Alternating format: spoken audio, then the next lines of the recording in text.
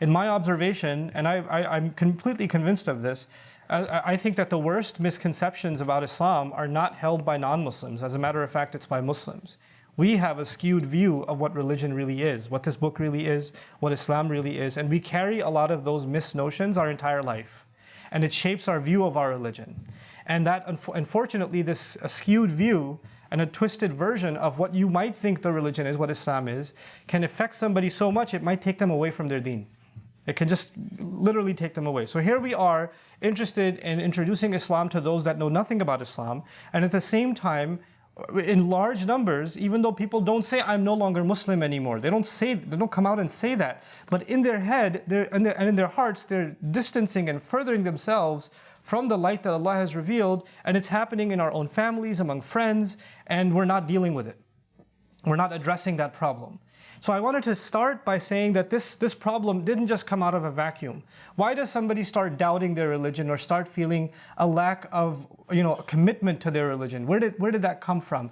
It's unfortunately because we, as an ummah, and I don't blame any one person or any one group or any one school of thought or anything like that, we collectively, we've unfortunately given a biased message of Islam, whether we realized it or not, through the pulpit, meaning the way we communicate the message of Islam, the way we teach the message of Islam. When a young child or a teenager came to the masjid and sat and listened to a khutbah or listened to whatever lecture or whatever else, overwhelmingly there were some messages that were there, unfortunately, for a long time, that should have been balanced, but they've been imbalanced. And I want to start with those impressions that a young person gets, and these are not something I came up with myself. This is based on a lot of conversations with a lot of young people from very many different parts of the world. And this is not just Muslim youth living in the West. This is young people I've met in Malaysia or in the Gulf states, or people that I've met in Europe, or people that I've met in Australia, or here in the United States. So it's a mix of places in the Muslim world and also Muslims living here. And actually, surprisingly, the impressions aren't very different between the two. The misconceptions that our ummah has about Islam itself aren't very different. And when I say youth, you might think I'm talking about a small segment of the population. The statistics around the world are staggering. The vast majority of the ummah, maybe over 2/3, is under the age of 35. So when I say the youth of the ummah, I'm actually referring to the majority of us. We're referring to the majority of people. So if this is a crisis that doesn't just affect a small group, it almost affects the entire entity of Islam, the entire entity of the ummah. So the first impression is that the religion is really, really harsh. Like Allah is really out to punish. Like no matter what the chances are what you're doing is going to land you in Jahannam. And if not Jahannam, at least something should get chopped off in this dunya. Like it's either you're going to get some really harsh punishment here, or if not, you're definitely going to burn in hell because you were late for Fajr, or because you ate this thing, or you said this thing, or you did this, or you did that, the other. Right? So for every little thing, and unfortunately sometimes this happens through parenting, sometimes this happens through other means, the way we correct somebody is by instilling the fear of Allah in them. And it's very traumatic to do that to a child. Don't eat that ice cream. Allah is going to be very angry at you. No, Allah is not. You're going to be angry. And now you've made this child scared that Allah is constantly angry and you better not step in the wrong place because Allah is going to just ruin you. And this impression, when you say these things, they're like a piece of dirt that gets lodged in the mind. And it grows and grows and grows. And this child grows, and their assumption about Allah is Allah's default position is to punish humanity. While Allah Himself says, مَا يَفْعَلُ اللَّهُ بِعَذَابِكُمْ. What's Allah going to get out of punishing you? Why do you think Allah wants to punish you? That's the question Allah Himself asks. So what I'm trying to get at is Allah, the way He speaks about Himself has become very different from the way we speak about Allah. And that impression that we give about Allah, that He's angry all the time, or He wants to punish all the time, or the laws of Islam are extremely harsh and rigid, and if you can't follow them, you're going to be in serious, serious trouble. That's the first impression a lot of young people have. The second impression I'd like to share with you is that Islam asks me to do things that don't solve anything. Like, hey, I'm having trouble finding a job, go make dua. How's dua going to help my job? What do you mean go make dua? Like we don't explain to our young what's the connection between things. Hey, you're getting really angry, go make wudu. Okay, what is splashing water going to do, Mom? I'm still mad. Go recite this surah. Yeah, okay, I sounded these things out, but I'm still upset. How is this changing anything? You know what that impression that develops over time in the young person's mind? It's that my parents believe in this superstitious stuff, and then when I'm getting really out of hand, they take me to the imam and they say, could you recite something and on his face, and all of his problems will go away. So they start thinking Islam is full of superstitions. Like it's not logical, it doesn't make any sense. And it's just like any other religion where people believe in hocus pocus, and my parents believe in it too. I'm scared to say it because mama's going to go crazy if I say it. But that's really what it is. And nobody's ever been able to explain to me rationally, reasonably, why am I even Muslim? Other than the fact that my parents are Muslim, why am I even part of this religion? Other than the fact that I happen to be born in one of those countries, or my parents happen to be one of those countries where majority of the people are Muslim. If I was born in a different family, I probably would have been different. But other than a sociological reason, or a family background reason, I don't really see why this stuff makes any sense. Islam is just illogical. It doesn't make any sense to me. Add to that yet another problem. And that problem is, every time I hear Islam being talked about, they talk about people that lived a really long time ago and were pretty awesome. There were some really, really good people. Oh, like, those are the people that will make it to Jannah. But that leaves the rest of us here, the leftovers of humanity, which are probably fuel for hell. And there's a constant comparison about how the people of the past were so much better, and by implication, we must be so much worse. And already I know Allah is angry anyway, and I'm pretty bad, so I'm failing this thing. And as a matter of fact, no matter what I do, it's probably not good enough. No matter how much I pray, my salah is not going to be the same as the salah of Umar bin al-Khattab radiallahu ta'ala anhu. It's not going to happen. No matter what kind of hajj I do, it's never going to compare to the hajj of the early scholars of Islam who walked from their home for 2 years to make it to hajj. It's never going to be the same. So no matter what efforts I make, are probably not good enough. They're probably not acceptable. They're probably not to the standard that Allah wants them to be, because Allah has very high standards, clearly. There were people before, you've heard stories of people that they prayed tahajjud for 40 nights in a row.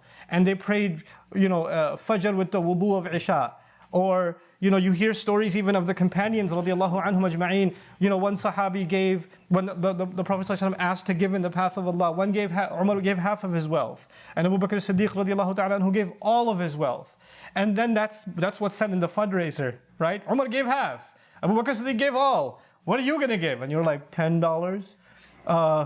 It's probably not going to count for much, because he gave half and that one gave full. And we forget that even at the time when we cite those great companions, the vast majority of the companions didn't give half or full.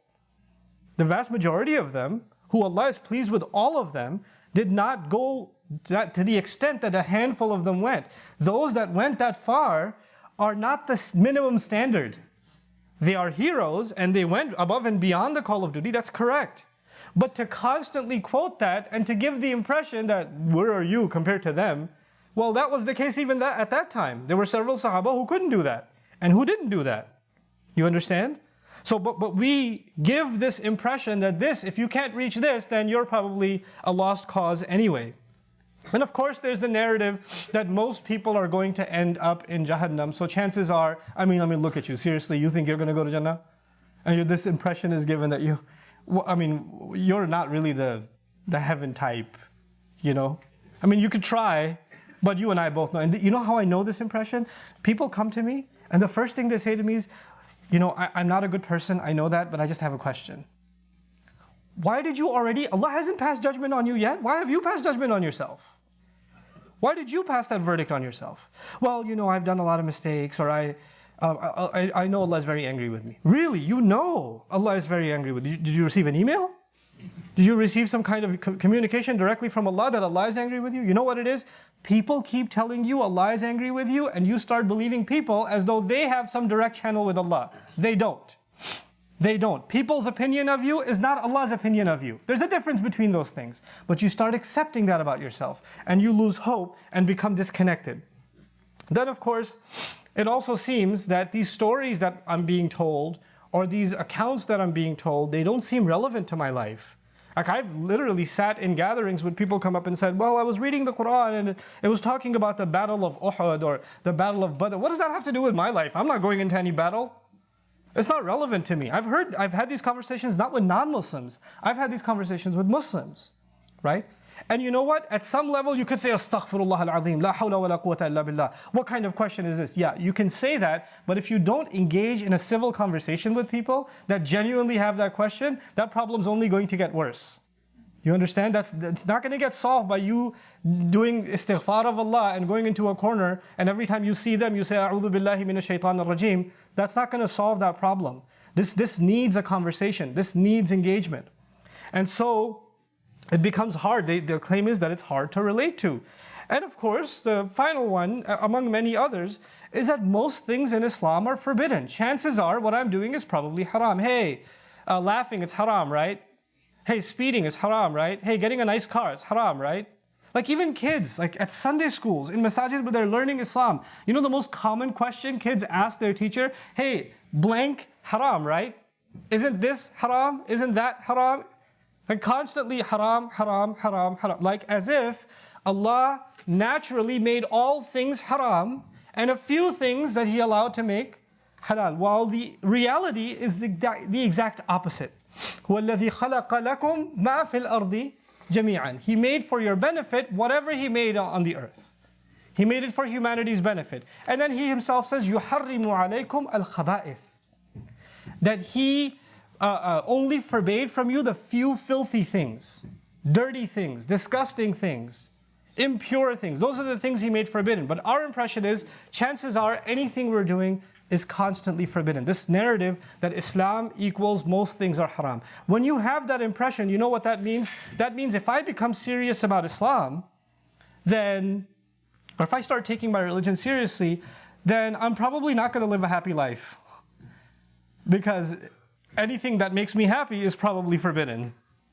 So I'm not going to have the friends that I have, I'm not going to do the activities that I do, I'm not going to do anything that actually brings any joy in my life, and I'm going to be miserable. And if you think, and you start thinking, maybe that's not true. Maybe, because I've heard Islam, if you follow it, it gives you peace, it gives you happiness, maybe I should. But then you look at people in your family, friends, that used to not be very religious, and then Allah put something in their hearts and they became religious.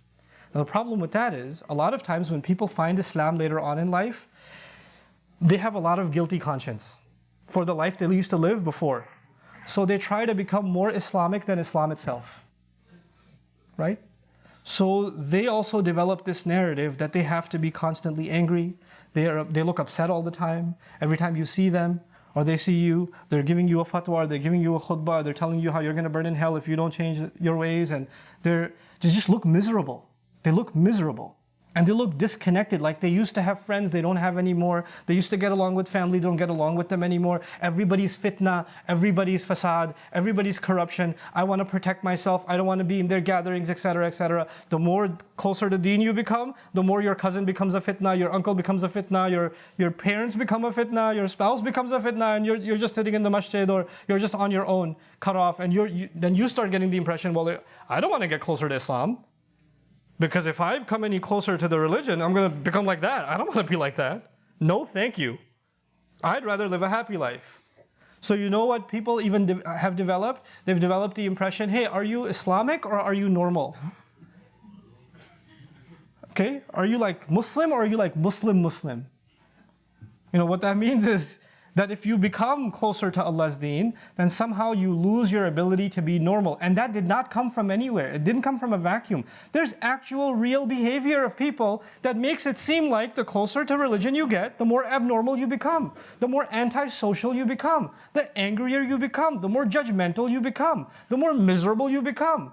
So why would that be something that you would want in your life? Why? When you find the impression that people got of the Prophet ﷺ when they met him and knew nothing about him. They knew nothing about him, and they would meet him. They would want to stay in his company. His smile was captivating. Like companions describe, he was almost always smiling. And you know, today there's a direct proportion. The longer your beard gets, the tougher your harsh face becomes. Like it just gets grumpier and grumpier. It's a direct proportionality between those two things. That's a problem. That's a very serious problem. In any case, this is the impression not some non-Muslims have of Islam. This is the impression there are a lot of young people sitting here in the audience that have of Islam. There are young professionals that are now married and are having children of their own. They have this impression of Islam. And if you have this impression of Islam, why wouldn't you be scared to even come into a masjid? Why would you attend an Islamic program? Why would you come to a halaqah? Why would you go to a convention? Because when somebody says, hey, there's this national convention happening, or there's this speech happening, or this program happening, you're like, I don't go to those people. That's just scary stuff. Have you seen those people, the way they look at you? No, thank you. I would rather have a normal evening. So forget scaring non-Muslims from Islam, we've scared our own from Islam. We've terrified them. This is the problem. I haven't yet discussed any part of the solution. In my mind, Allahu Ta'ala A'lam, there are a few things that you and I need to do to engage that solution. Now maybe you're the ones listening to me right now, some of you actually have these impressions. Maybe you carry some of these opinions. And I'm not criticizing you for carrying these opinions. I can relate that they came from somewhere. And I'll be honest with you, some of these opinions I carried myself at some point in my youth. I had this impression of Islam. I certainly did. When I was in college, I saw a guy with a beard, with a flyer for the MSA meeting. I went the other way. I was like, no, thanks. I'm not doing that. You know? One time there was the family friends, they had a funeral, and that was the one time in high school I went to the masjid. I didn't go to Jum'ah. My entire high school, I didn't go to Jum'ah. I went this one time to the masjid, and the imam of the masjid, drove me back home. So I'm scared to death because the guy is like, super imam guy, and I'm this kid from high school, and he's telling me, if you really want to go to Jannah, then you have to, spend time learning Islam, and you have to get away from. And he said, what do you do? I told him I like playing basketball. I do this, that, the other. Yeah, you have to leave these things, and you have to. And I was like, whoa, I need to get out of this car. Can I get out while it's still moving? And that's the impression I had, and it was terrifying to me. Now, what do we do about that? What are we supposed to do about that? I would argue, and I said this in a subtle way before, but I'll be more explicit now. I would argue the impression we have given people about Allah, we as an ummah, the impression we have given people about Allah is not actually the way Allah presents Himself. Allah speaks Himself a certain way, about Himself, introduces Himself a certain way, but we talk about Allah a certain other way. In other words, our narrative of Islam is very far from the narrative of the Quran itself. That's Allah speaking Himself. When people that don't know a lot about Islam ask a question, hey, why does it say in the Quran this, this, this? You've heard this question, but why does it say in the Quran this, this, this? Think about the language of that question. Why does it say this? Why does He say this? That's Allah talking. But the level of disconnect is so powerful that in your mind, this is just a book, and it says, it speaks. In your mind, it's no longer clear that it's in fact the one who made you and loves you more than anyone ever will, and the one who takes care of every breath you take in and every breath you take out, and every beat of your heart is the one speaking to you here. That thought is gone. It's just an it that says something. And now you have questions about it. This is a disconnect from Allah speaking Himself. There are lots of people that even if they don't consider themselves religious, when they're in times of trouble, they turn to prayer. They make dua to Allah. Ya Allah, just show me a way. I don't know what to do. Give me some guidance. I need a way out of this mess.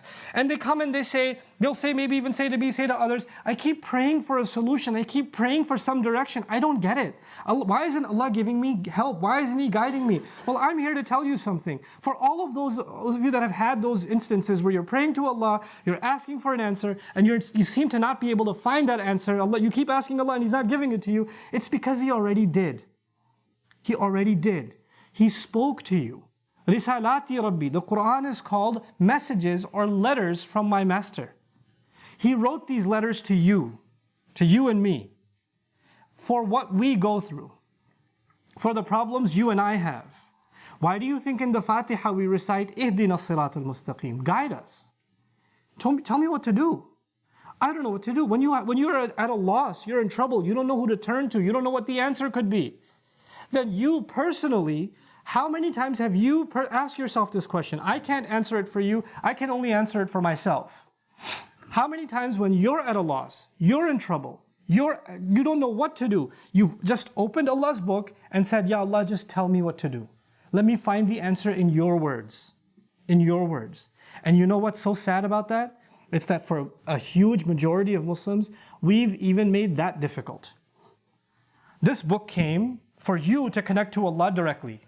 We know that for a fact because when you stand in salah, you're supposed to recite, when you're standing, you're supposed to recite Quran. And you're supposed to pay attention to the Quran you're reciting. That in and of itself is explicit proof that there's no scholar between you and Allah.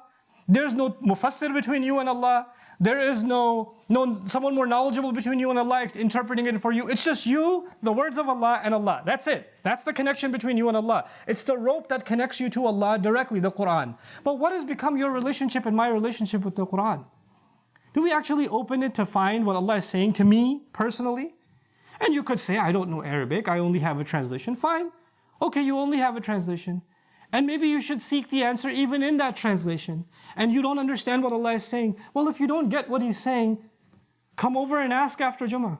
Hey, I was reading this, I didn't get it. What's that about? Just ask. Ask somebody who does, well, maybe who's studying more than I do. And I'm not saying I have the answers.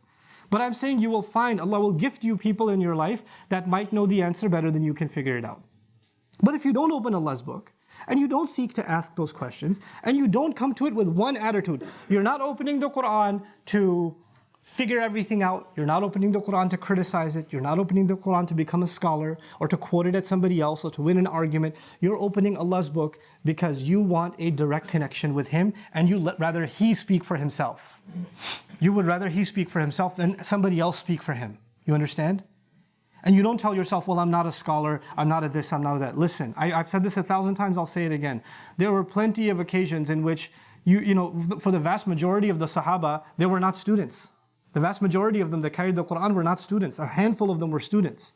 Most of them just knew the word of Allah and they contemplated it. That's it. That was their connection with Allah's book. That's the early history of Islam. One of the most remarkable places in the Quran is Surah Al-Ahqaf. The Prophet was leaving Taif. He was reciting some Quran. Quran came to him and he was reciting some Quran. And you know that the jinns are invisible, right? The jinns are invisible. Some jinns were passing by. They heard the Quran. And they just stopped in their tracks. And they kept listening. And now we don't know any of this because we don't see the jinn. The Prophet doesn't see the jinn. And they listened, and then they spoke about the Quran. They had this impression of what they just heard. And that impression was so powerful, Allah made it part of the Quran. It's in Surah Al-Ahqaf. What ijazah did those jinn receive? What university did they study from? What grammar did they learn? They just heard the message of Allah and they said, إِنَّا سَمِعْنَا كِتَابًا أُنزِلَ مِن بَعْدِ مُوسَى يَهْدِي إِلَى الْحَقِّ وَإِلَى طَرِيقٍ مُسْتَقِيمٍ. We heard a book so long after the book that was given to Musa. It seems to be guiding to the truth, to a straight path. And those words themselves in the Quran itself. In other words, don't let some people tell you that unless you have degrees in Islamic studies, you should not be opening this book. This book, Allah asked all of humanity to open it. All of humanity, Muslims and non-Muslims. How are Muslims saying they can't open it? How in the world? And then if they do open it, just open it to recite it. For every letter will give you 10 good deeds, but don't look at the meaning. Don't look at the meaning because you'll get confused. You're told, don't look at the meaning, you'll get confused. Seriously? This one book came to get rid of all confusion, and now you say don't look at this book because you'll get confused. The irony of these attitudes that we have been fed, unfortunately we've been fed, and I don't dismiss the value of scholarship. I don't dismiss the value of studying tafsir. But first and foremost, your relationship with Allah is not an academic relationship. It's not a mental exercise. First and foremost, مَوْعِظَةٌ مِّن رَبِّكُمْ. A counsel that came to you from your master, advice. Allah calls the entire Quran just advice. All of it is just advice. So you know what you do? Whatever you're reading, maybe you don't see the advice directly. Alif Lam Mim. I don't know what that means, but I know one thing, there's some advice in it. I know one thing, there's some advice in this. How could this be advice? Let me ask. If I can't figure it out, let me find out. Whatever you're reading is going to be, in one way or the other, advice for you. And you and I are constantly in need of advice. And there's no better advice than someone who truly, truly loves you. You know, when you need advice, you don't go to people you know they have something against you. When you need advice, you don't go to people you can't trust. When you need advice, you go to someone who knows they've got your back no matter what. They're not going to judge you. You can tell them anything and you can be open with them and they'll give you the best advice. You trust their wisdom, you trust their counsel, you trust their confidentiality, you trust that they're looking out for you, you trust that they don't have anything against you. These are your prerequisites before you ask somebody advice. And sometimes you ask the wrong person advice and you say, I'm never going to ask that person advice again. Nobody will give you better advice than Allah. And that will never happen if you don't personally make that journey, personally make the effort to open this book. The month of Ramadan is coming, and the reason I iterated this is that you personally have to now open this book, personally, with nobody else around. And you have to just read a little bit of it every day. I'm not saying recite a juz every day or recite 2 pages every day. I don't put those criteria on you. We're too far from those standards for me to impose that on you. Even if you're going to read 1 ayah a day, half a page a day, 2 minutes of reading a day, whatever. You can even put it up on your phone. Whatever you might want to do. But do that. Engage in it. Engage in it. And I encourage you, these khutbahs, they go up on Facebook Live. As you read it and you come up with questions, post them. Let me collect the questions. Well, we can get together and just start discussing some of those questions for you. Why not? Maybe somebody else had that question too. So just you personally engaging the book of Allah is one of the best preparations you can have for the coming of the month of Ramadan. As I wrap this up, inshallah ta'ala, مَوْعِظَةٌ مِّن رَبِّكُمْ, it's a counsel from your master. And then what does he say? So beautiful. وَشِفَاءٌ لِمَا فِي الصُّدُورِ. It is a healing for what lies inside the chests. What lies inside the chest? From a spiritual point of view, there's hypocrisy in my chest. There's greed in my chest. There's the love of worldly things in my chest. There's a lack of the trust of Allah in my chest. There are other weaknesses of iman in my chest. And Allah heals those things. But that's not the only thing in my chest. There's sadness in my chest. There's fear in my chest. There's anxiety in my chest. There's worry about others in my chest. There are unanswered questions in my chest. There are so many things going on inside me emotionally, spiritually. All of that is inside my chest. That's what's going on in my heart. And Allah says, I'm giving you these words so they heal what's going on inside your heart. If you believe Allah, then you'll have no choice but to open the book. If you truly believe, He's healing what you have in your heart. You and I, all of us, have something going on in us that's bothering us. Every one of us. Every one of us. And Allah is promising, I've given you something that can solve that can help you alleviate it. Go find it. That's the invitation from Allah. And then after He says, شِفَاءٌ لِمَا فِي الصُّدُورِ, then He says, وَهُدًى وَرَحْمَةٌ. And then He says it's guidance. Guidance meaning do this, don't do this. Take this course of action, don't take this course of action. Think this way, don't think this way. That's the third step. First, you actually accepted that Allah is giving you guidance. Second, you actually acknowledge that what He's going to give you is going to heal you. شِفَاءٌ لِمَا فِي الصُّدُورِ. And then comes the guidance. And when you do start taking that guidance after you're feeling the healing from Allah's words, then you truly recognize that Allah is not one to punish. Allah is not full of spite. Allah is not looking to judge you and put His justice on you. No. وَهُدًى وَرَحْمَةٌ. It's a mercy. Then you see Allah's love. Then you see how much Allah cares. Then you see how much Allah is involved in your personal life, in your affairs, in your matters, by means of His word. There's a reason, I leave you with this thought. There's a reason Allah didn't say, Allahu allama al-Qur'an. He didn't say that, Allahu allama al-Qur'an. He said, Ar-Rahmanu allama al-Qur'an. The most loving, the most caring, the most merciful. He taught the Qur'an. Because the name of Allah used when He describes His teaching of the Qur'an is actually the manner in which He taught it. This is why He taught it, because He wanted to give you and me something that will enlighten our lives. May Allah Azza wa Jal make us of those who have light in their lives by means of Allah's word. And by the way, I know I'm over my time, but just one last thing. What's the point of all of it? If you had trouble in your heart and it's removed, when your troubles are removed, you know what happens when your troubles are removed? You get happy. When you had a big problem and it's taken away, it's time for, alhamdulillah. It's over. That's the relief you get. And what does Allah say? فَبِذَلِكَ فَلْيَفْرَحُوا هُوَ خَيْرٌ مِّمَّا يَجْمَعُونَ. Because of that, they should be filled with joy. They should be overjoyed. I just solved your problem. I just cured your disease. I just got rid of your troubles. Why shouldn't you be filled with joy? Farah, which I talked about before, is actually overwhelmed with joy, overly happy, celebrating. هُوَ خَيْرٌ مِّمَّا يَجْمَعُونَ. It's better than everything else they gather. In other words, Allah is telling you and me to gather these gems, these treasures from the Quran. Gather them.